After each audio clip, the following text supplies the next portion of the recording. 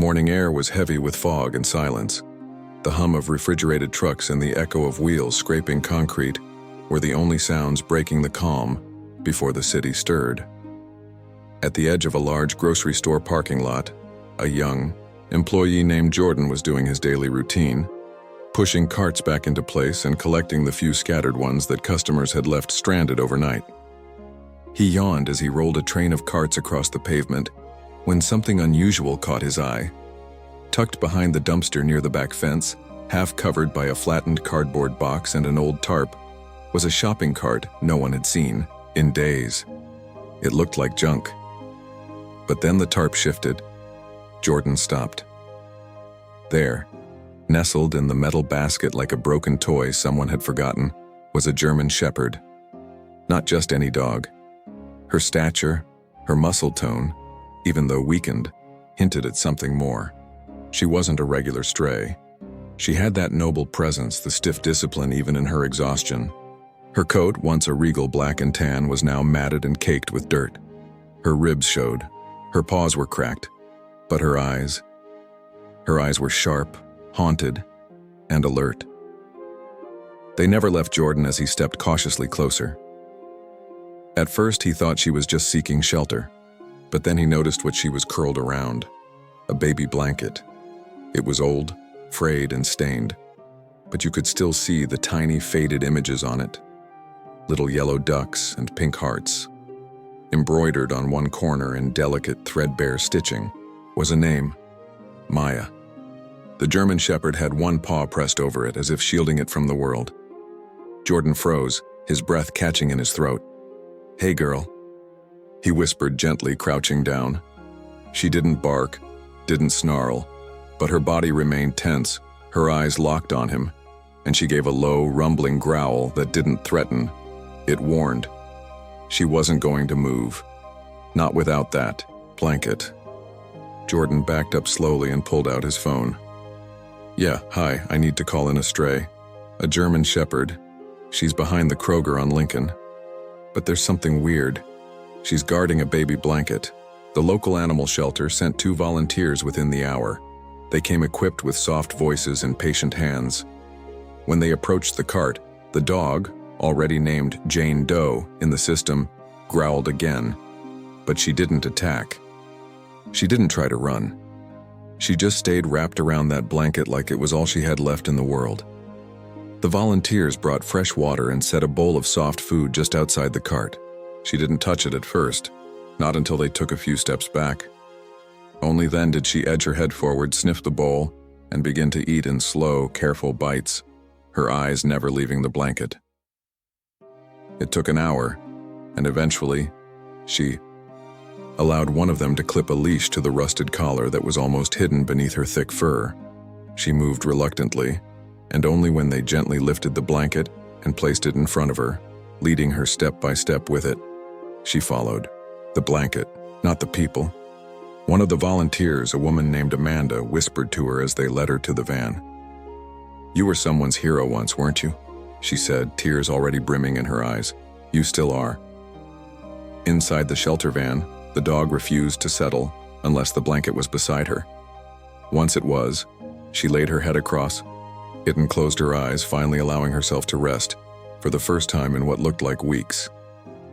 As they drove away, Jordan stood at the edge of the parking lot, arms crossed against the chill. He watched until the van turned the corner and disappeared. Something about that dog wouldn't leave his mind. At the shelter, intake was slow that day. A few cats, a couple of surrendered puppies, and then her.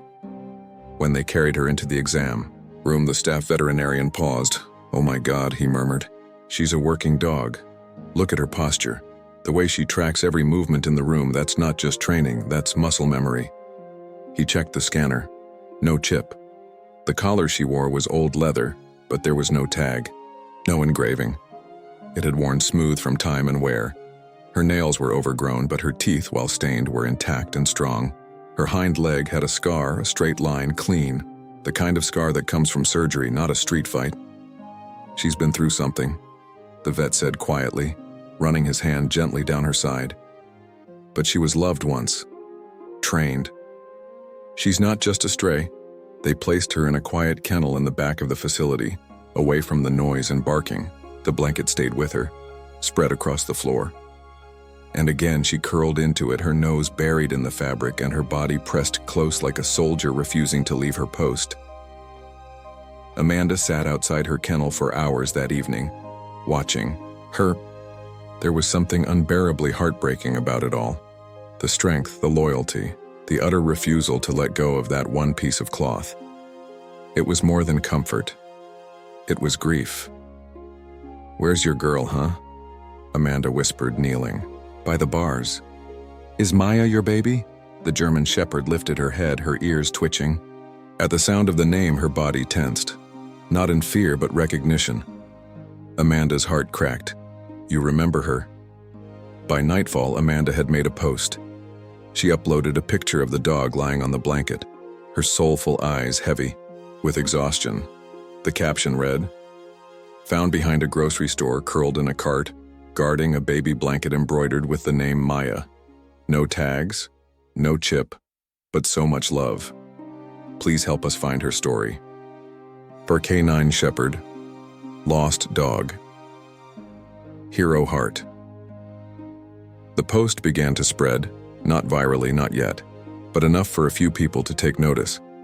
And the questions began pouring in. Is she a police dog? Was she a search and rescue? Did something happen to her family? No one had the answers. Not yet. But one thing was certain. She wasn't done waiting. Not for food or for shelter. She was waiting for someone who had loved her, someone who had needed her, and maybe still did. The next morning at Hollow Creek Animal Shelter was unusually quiet. But even in the calm, a palpable tension lingered in the air. Shelter staff had all heard about the canine German Shepherd who'd arrived the night before. And not just because of how she'd been found, curled in a shopping cart behind a grocery store wrapped around a baby blanket, but because of the way she carried herself. Like a soldier without a mission. Like a soul still guarding something unseen. Amanda was the first to arrive. She tiptoed into the back hallway where the quiet kennels were kept, her footsteps hushed out of respect. As she approached the German Shepherd's kennel, she found her exactly as she'd been left, curled tightly into a ball, the baby blanket still tucked under her chin, her eyes open and watchful. "Morning, sweetheart," Amanda said softly, crouching beside the kennel door. "Still holding down the fort?" The dog didn't move, but her eyes followed Amanda's every motion, flickering with recognition. It wasn't fear or suspicion. It was patience. As if she knew Amanda meant well, but still didn't quite matter. Not yet. Amanda slid a fresh bowl of water and some warm chicken and rice through the slot. The dog sniffed it but didn't touch it until Amanda stepped away. Only when she was a few feet back did the shepherd lift her head and begin to eat, taking slow, methodical bites.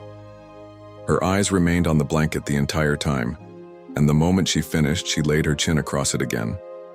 Amanda returned to the front desk and pulled up the intake notes. The dog had no name, no ID, no microchip, just the tattered leather collar and the embroidered baby blanket. Maya. The mystery gnawed at her. Why had a professionally trained German Shepherd ended up abandoned? What happened to her partner, her family? And what connection did she have to that name? She typed up an internal memo to circulate. Found, adult female. German Shepherd, approximately 6 to 7 words, likely retired canine. Found guarding infant's blanket with embroidered name, Maya. No chip. Scar on right hind leg suggests previous medical treatment. Dog shows signs of advanced training. Very calm, loyal, protective of blanket, minimal aggression, possibly grieving. Amanda hit send, then opened her browser and checked last night's post. It had already been shared nearly 1,800 times. A few local rescues had reached out. So had 2 retired officers, both volunteering to assess the dog's training level. The most compelling message came from a woman named Deb Larkin, a retired K9 unit handler in Arizona. She's holding a blanket and guarding it? That's a grief behavior. Dogs in the force sometimes do that after trauma. Keep an eye out. If she responds to command hand signals or searches, she's definitely trained. Let me know if I can help." Amanda responded immediately and set up a video call for later that day.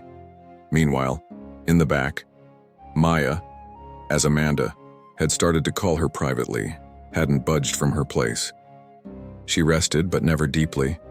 Every noise in the building, the ring of the front desk phone, the metallic clang of a food bowl, the squeal of a puppy 2 kennels over, made her ears twitch. She was constantly listening, waiting, watching the door. One of the shelter's volunteers, Kyle, a lanky college student studying veterinary science, was intrigued by her too. He had experience working with retired police dogs at another shelter over the summer. When Amanda gave him the green light to observe her, he approached the kennel slowly, keeping his voice low. "Let's see what you remember, girl," he said softly, pulling out a small pouch of treats. "Sit." Nothing. He tried again, this time lifting his hand vertically, palm flat, the standard hand signal for sit.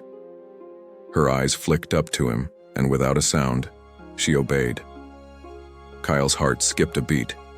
"Down," he whispered, gesturing with a slow downward sweep of his hand. She dropped immediately into a lie-down position, then shifted her body protectively over the blanket again. "She's trained, all right," Kyle said, eyes wide. "Probably military or police, that's not a pet trick." Amanda leaned against the doorway, arms crossed. She won't let go of the blanket. "She thinks she's still on duty," Kyle said quietly. "She's guarding someone, or the memory of someone." Amanda's throat tightened. "You think Maya was her partner?" "Maybe," Kyle said. "Maybe a child she was assigned to protect. Could be anything. But something happened. Something big. That kind of loyalty doesn't just appear. They decided to give her more space. But Amanda couldn't shake the feeling. This wasn't just a dog abandoned by her owners. This was a story. One buried deep in pain, confusion, and loyalty so fierce that even separation couldn't break. Later that afternoon, Amanda joined the Zoom call with Deb Larkin. She introduced herself, explained the circumstances, and showed a short video of the dog responding to hand signals. Deb watched with the intensity of someone who had lived through the bond between handler and dog. "She's definitely a K9, Deb confirmed. Might have worked in narcotics, search and rescue, even protection detail. That scar on her leg could be from a field injury. But the blanket, that's unusual." "Could it be grief?" Amanda asked. Deb nodded. "Absolutely. When we lost one of our handlers to a car crash, his K9 partner laid beside his uniform shirt for weeks. Wouldn't move, wouldn't eat unless it was nearby. They feel lost just like we do." Amanda sat quietly, her hand on her heart. "She doesn't want food or toys or affection," she murmured. "She wants someone." As the call ended, Amanda returned to the kennel. The dog lifted her head. Their eyes met. Amanda knelt down. "I don't know what happened to Maya," she whispered, voice trembling. "But I promise you, we're going to find out." Outside, the sky turned a pale gray. Inside, the shelter lights flickered gently, casting a soft glow over the quiet dog curled in her kennel. A guardian without a charge. A soldier without orders and a heart still broken wide open. She was waiting. Still. And somewhere out there was the truth. A few days had passed since the German Shepherd, now tentatively called Maya, had been brought to Hollow Creek Animal Shelter. Though the name wasn't hers for certain, the fact that it was embroidered on the baby blanket she guarded so fiercely gave everyone little choice. She wouldn't respond to any command spoken with another name, but the moment someone whispered, "Maya," her ears would flick toward the voice, her eyes would soften. It wasn't full recognition, not the lightning spark of reunion, but there was something, a tether still holding her to that word. Amanda sat at her cluttered desk that morning, coffee gone cold beside her, laptop open with tabs upon tabs, of missing dog reports, lost child bulletins, and military K9 retirements. She had been following any thread she could find. There were no recent alerts about missing police dogs named Maya, but what stuck with her was that the name might not be hers. What if it belonged to the child? The thought made her chest tighten. She reopened the intake photo of the blanket.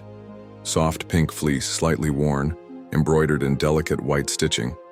Maya. It looked like the kind of blanket a child might drag everywhere. She zoomed in on the threadwork. The stitching wasn't professionally done. It was the kind of loving handiwork someone's grandmother might sew, with every crooked loop speaking of care. And then she noticed something else. Tucked on the edge of the fabric, nearly faded. A tiny tag. Amanda leaned closer. It was barely legible. Sunbeam Pediatric Hospital, property of room 208. Her heart skipped. A hospital, a child's room. The realization struck her like lightning.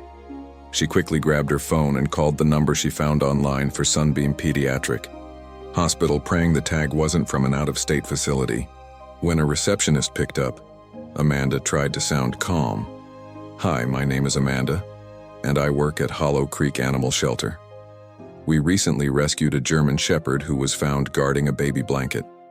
The blanket had your hospital's name and a room number stitched into the tag. I was wondering if you could tell me if that room, 208, belonged to a child named Maya." There was a pause on the other end.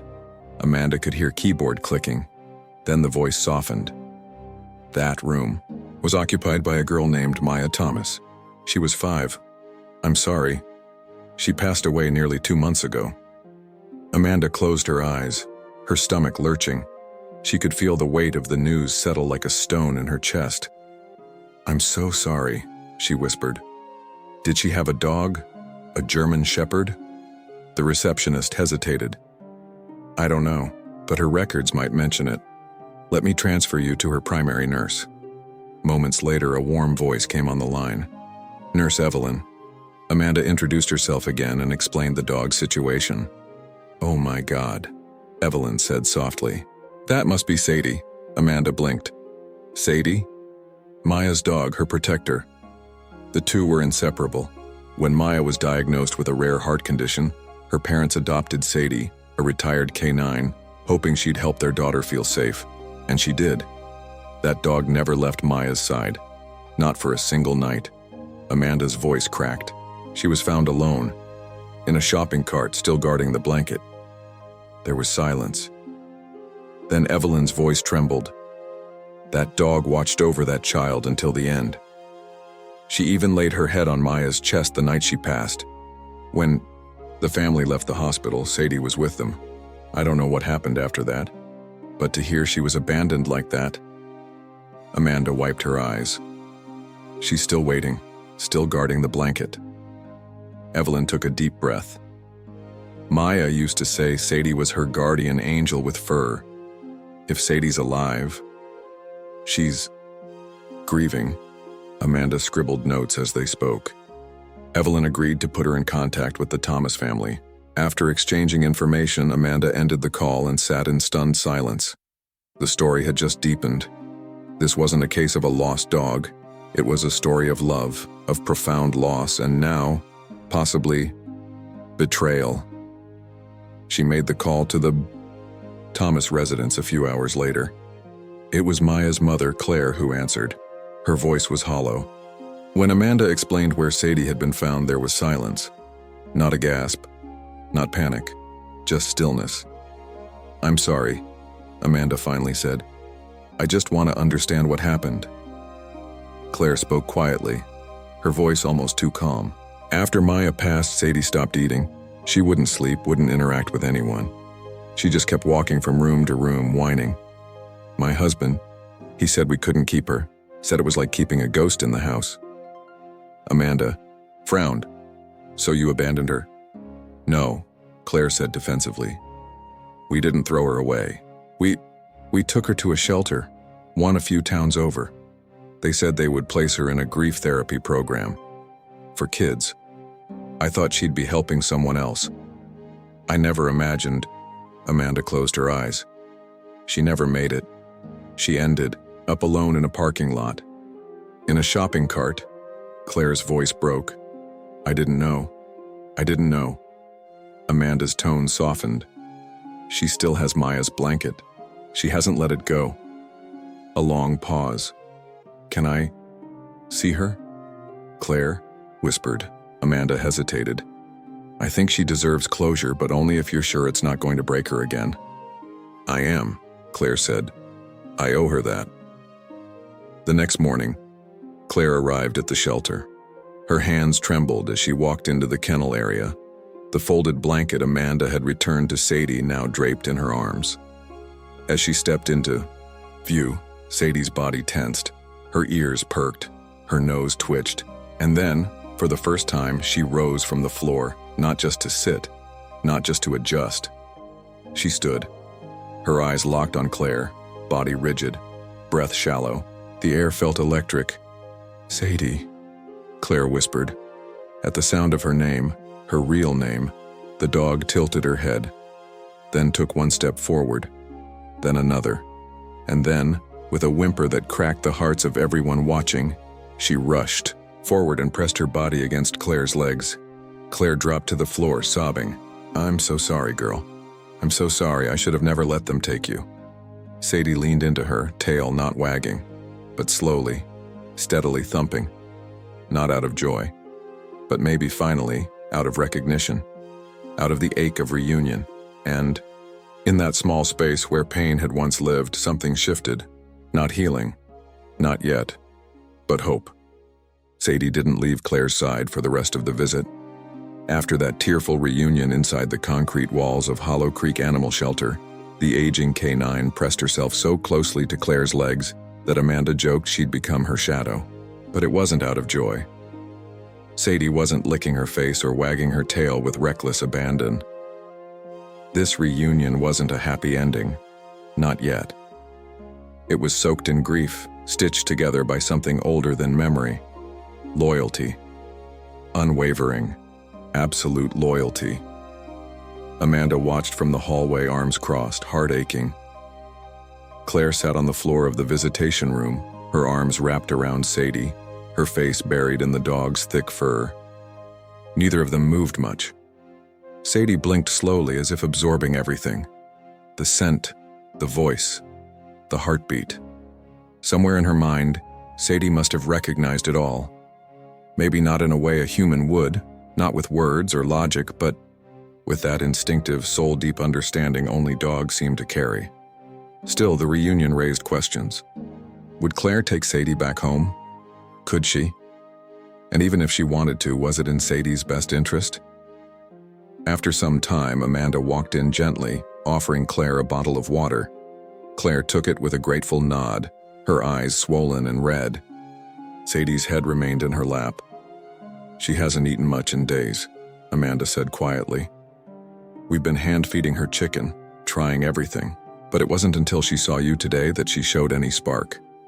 Claire looked down, stroking Sadie's ears. I didn't know they'd dump her. They told me she was going to help kids, help them grieve. Amanda sat beside them. I believe you, but what happened between that promise and the parking lot, and we may never know. Claire was silent for a long time. Then she asked the question Amanda had been dreading. Would it be okay if I took her home, just for a while? I think she needs a familiar space again, just until she finds peace. Amanda studied the woman's face. There was guilt there, regret, but also something stronger. Redemption. Maybe this wasn't just about Sadie needing healing. Maybe Claire needed it too.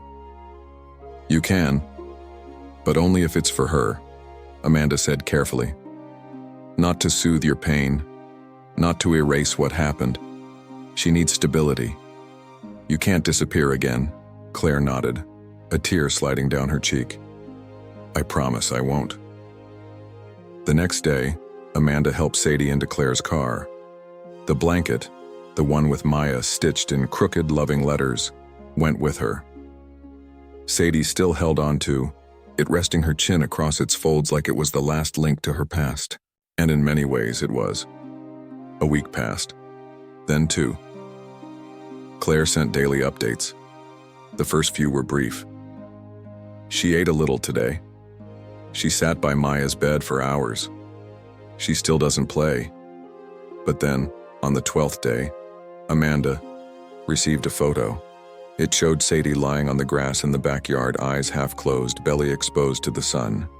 Claire's message simply read, "She slept in the sun for the first time. No blanket, just the sun." Amanda stared at the photo for a long time. The dog who'd curled up in a shopping cart was beginning to unfurl.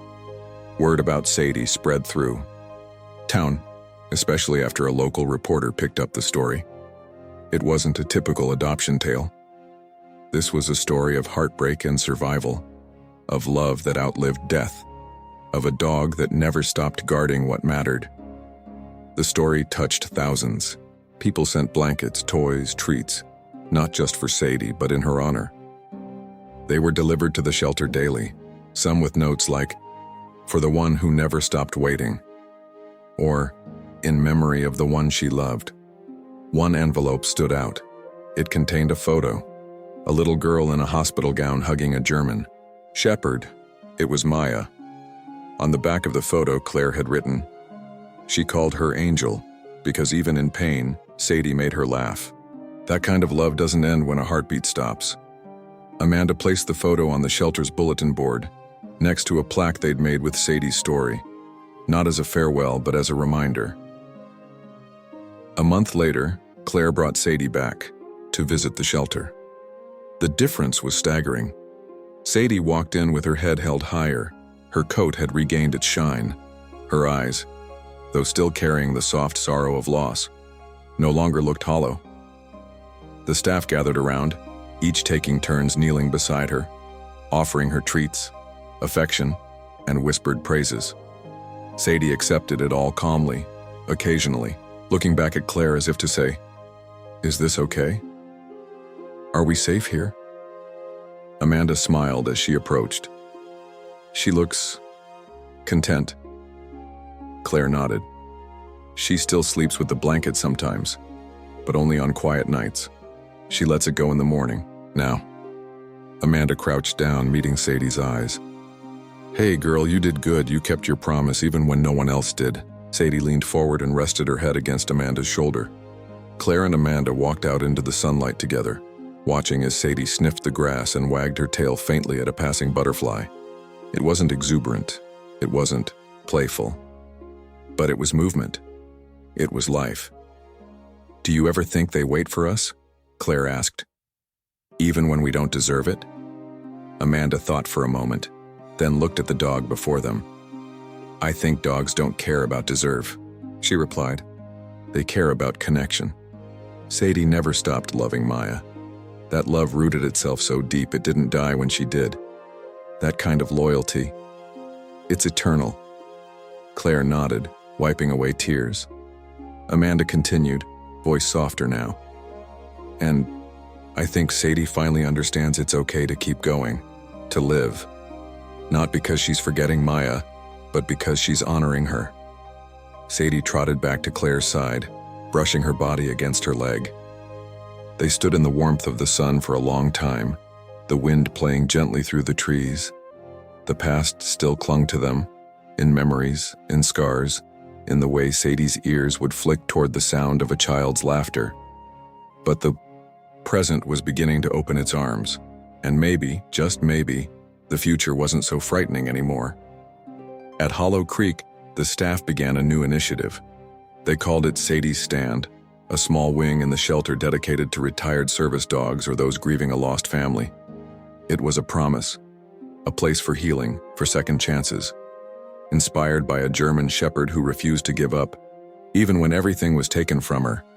The first blanket placed on a new arrival's bed carried a simple embroidered word: hope. Spring arrived softly like a whispered promise. At Claire's house, daffodils bloomed in the corners of the garden Maya had once helped plant. Their golden faces turned skyward like tiny suns. The air had changed, lighter somehow, less burdened. But inside the home, change came more gently. Healing never rushed in all at once. It came in layers, moments, and little signs that life, even after deep sorrow, finds its way forward. Sadie now walked without limping. Her legs, once stiff from nights curled in a shopping cart, had grown stronger with every walk through the neighborhood. She no longer flinched at loud noises or shadows. The anxious tremble that once lived in her muscles had quieted, replaced by something steadier. Not joy, exactly, but peace. Her eyes still searched doorways and cribs out of habit, but there was no panic anymore. Just memory. Claire watched her from the porch most mornings, sipping coffee and wrapped in Maya's old cardigan. Sometimes she spoke to Sadie, other times to the wind, or to the space that once held a child's voice. She didn't need answers anymore, just presence. And Sadie was always there, a sentinel wrapped in fur, anchored by loyalty. One day, while cleaning out the storage closet, Claire came across a box marked Maya's room. Her hands froze. She hadn't touched that box since the hospital. She hadn't been ready. But today, something felt different. She opened it carefully, expecting pain.